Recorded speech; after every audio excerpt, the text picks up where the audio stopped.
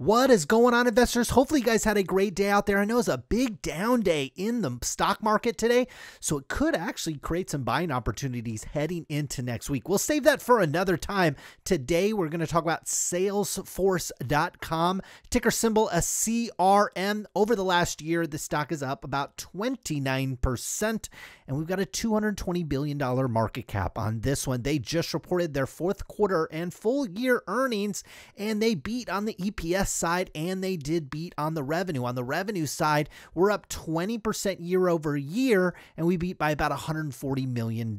So nice beat there. So we're going to jump over to the numbers, take a look at the revenue, take a look at the profit, take a look at the cash, take a look at the cash flows, see what's going on from a fundamental basis, and then we'll get over to the stock chart. This one is drifting into some zones like a lot of stocks I'm looking at right now, and could drift into a buying opportunity if you want to add to your shares of Salesforce or start a position in this one.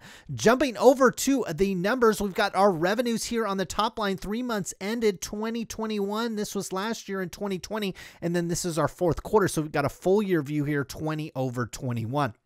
This was a fantastic quarter for them. We see total revenues went up by almost exactly $1 billion to $5.8 billion. Over the year, they kind of like hit that trend of beating by about $1 billion over the previous year. And so they ticked up their full year by about $4 billion, a little over $4 billion to $21.2 billion.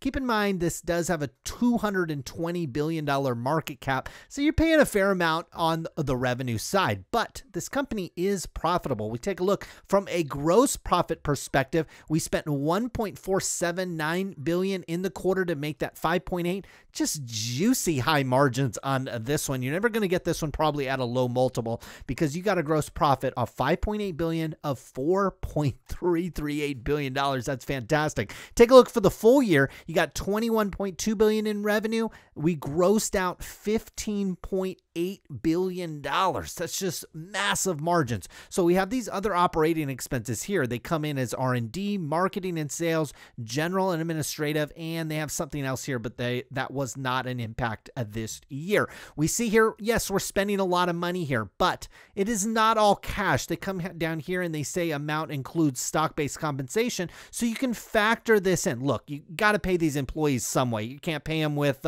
Amazon gift cards, okay? You're going to have to either compensate them with shares of CRM or cash or a mix of both, and the chances are this company does that. So we came in on our total operating expenses at $4.1 billion. Remember, we grossed out 4.3. That means we have income from operations in the quarter at $193 million. That's actually really strong considering for the full year we grossed out $455 million. You start annualizing this out, you get to close to, what's that, about $800 million. So that'd be over what we did for the full year. So if they can keep these costs in check and they can keep the revenue growing and keep those gross profits up, which I can imagine they will at CRM, well, we should see more income from operations. Now, the other thing here is they did have this gain on some strategic assets or investments. That's kind of tough to say, but they made $260 million in the quarter. They had a couple companies that they invested in go public. Off the top of my head, I can't remember them, but they were very well-known companies. They made $260 million in the quarter. For the year, they made $2.1 billion with a B. So just fantastic. I mean, they actually made more money on their investments in other companies than they did actually running the business. As we see here, they made only $455 million from operating the business. So that's really interesting. That boosted, just absolutely blew up the earnings per share. Okay, we came in at $4.38 for the full year, and diluted, we came in the quarter at 28 cents. Last quarter, we actually lost, or the previous year's quarter, we actually lost 28 cents.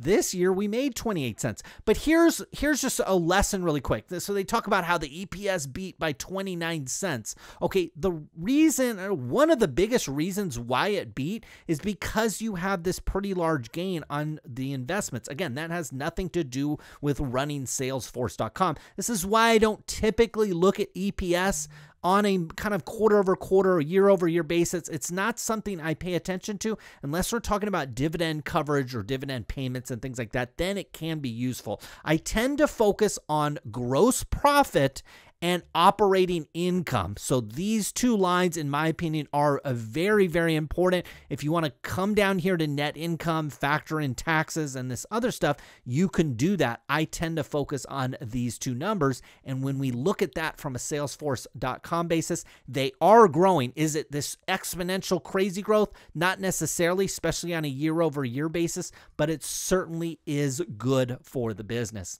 Now, moving on to the balance sheet, we see here this company is extraordinarily well capitalized. This company is in great shape from a balance sheet perspective. We've got $6.1 billion of cash, got another 5.7 in marketable securities, got 7.7 in receivables. That gives our current assets ticked up to 21, we'll call it almost $22 billion. It was only about 16 at the end of, or the beginning of the year of last year.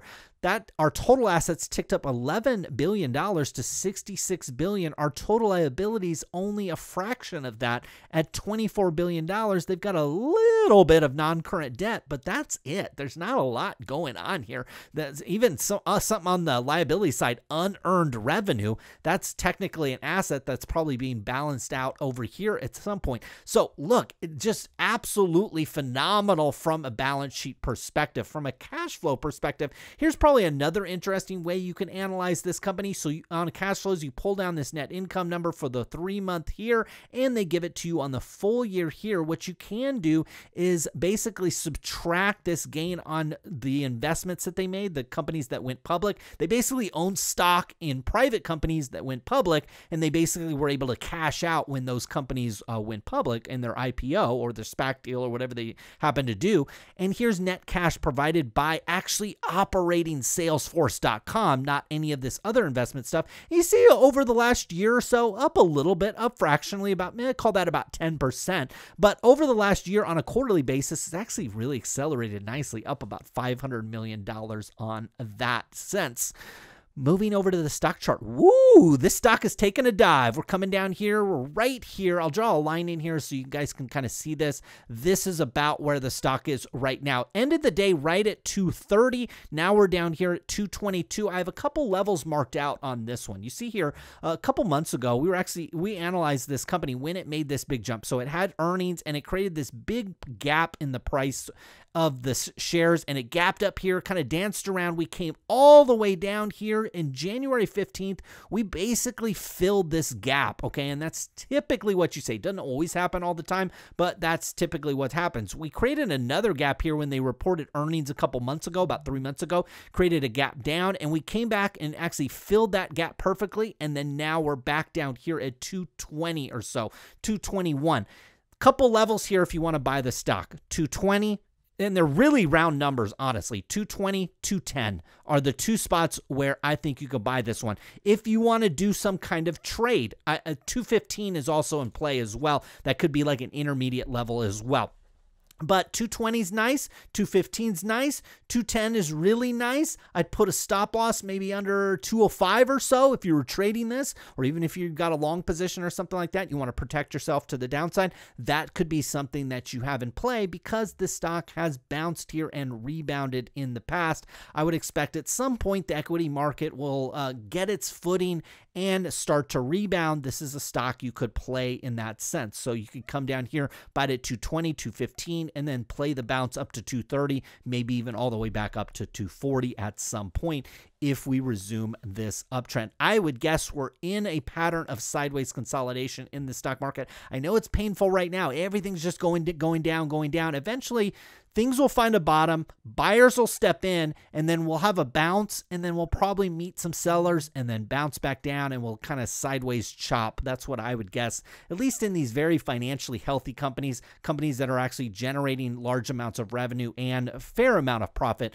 which Salesforce.com is. So a couple ways to play this one. I think if you're long Salesforce, you already have some shares, you got a little extra money, you want to add to this one, right in here at 220, 210 wouldn't necessarily be crazy aggressive, and there might actually be other opportunities in the market right now considering how down it is. So it may not be the best play, but CRM is approaching levels that could potentially be a buying opportunity. That was Salesforce.com. Hopefully you guys enjoyed this video. We'll be back again with more videos as usual. Good luck with your investments.